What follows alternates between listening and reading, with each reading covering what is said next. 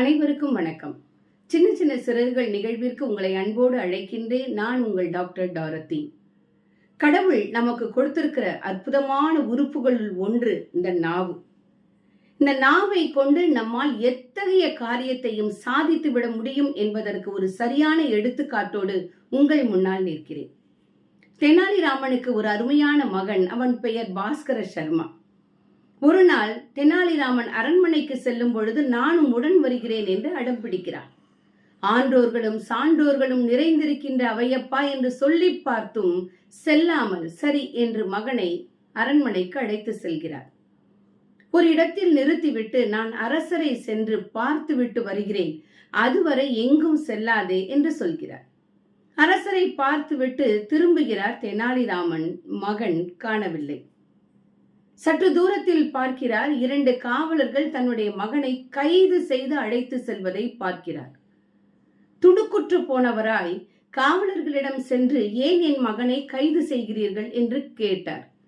உடனே காவலர்களுள் ஒருவர், ஐயா, அரசருக்கு மிகவும் பிரியமான ரோஜா தோட்டத்தில் உள்ள ரோஜா பூக்களை உங்களுடைய மகன் பறித்து விட்டார், அதனால் தான் நாங்கள் கைது செய்து அழைத்து செல்கிறோம் என்று சொல்கிறார்.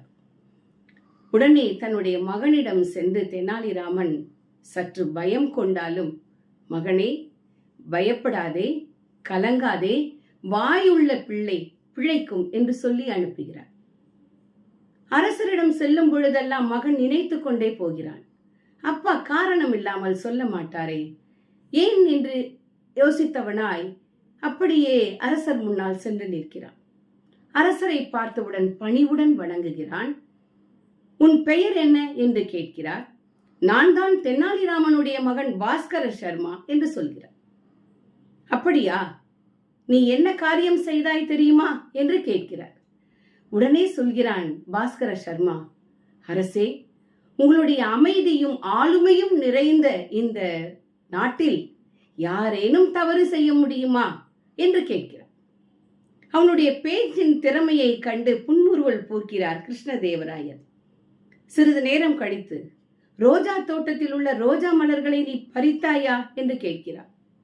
அதற்கு இவன், ஐயோ, அந்த அழகான ரோஜா தோட்டத்தை பார்த்தவுடன் உங்கள் முகம்தானே தெரிகிறது, அந்த ரோஜா பூக்களை போல் நான் பறிப்பேனா என்கிறான். இல்லையே, நீ பறித்ததை நான் பார்த்தேனே என்று சொல்கிறார். அரசே, அந்த தவறை நான் ஒரு நாளும் செய்ய மாட்டேன்.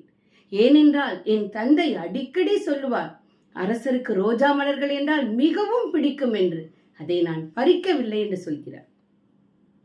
சந்தேகமுற்ற அரசர் காவலர்களிடம் அவனுடைய சட்டை பையில் எங்காவது ரோஜா மலர்கள் இருக்கிறதா என்று பார்க்க சொல்லுகிறார். அவர்கள் தேடுகிறார்கள், இல்லை. கையில் பார்க்கிறார்கள், இல்லை. வாயில் பார்க்கிறார்கள், இல்லை.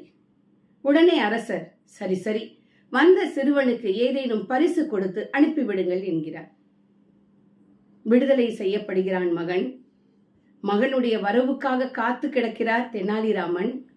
ஓடி வந்து அப்பாவை கட்டி அணைத்து முத்தமிடுகிறான் பாஸ்கர சர்மா. அப்பா, வாயுள்ள பிள்ளை பிழைக்கும் என்று சொன்னீர்களே, நான் வழியில் செல்லும் பொழுதே நான் பறித்த ரோஜா மலர்களை எல்லாம் தின்று விட்டேன். அரசரை புகழ்ந்தேன். 2 காரியத்தாலும் நான் விடுதலை பெற்று விட்டேன். இதோ பாருங்கள் பரிசு என்று சொல்கிறான்.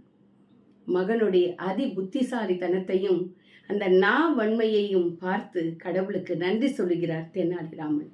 அன்பிற்குரியவர்களே, எந்த சூழ்நிலையிலும் ஆபத்தில் நாம் சிக்கிக்கொண்டாலும் கூட நாவை சரியாக பயன்படுத்த வேண்டும் என்றால் நிதானத்தில் இருப்போம், வெற்றி பெறுவோம். அன்பிற்குரியவர்களே, இந்த கதையை நீங்க கேட்டிருப்பீங்க, உங்களுக்கு பிடிச்சிருக்கும். லைக் பண்ணுங்க, ஷேர் பண்ணுங்க, சப்ஸ்கிரைப் பண்ண மறக்காதீங்க, பெல் பட்டனை கிளிக் பண்ணுங்க. நன்றி, வணக்கம்.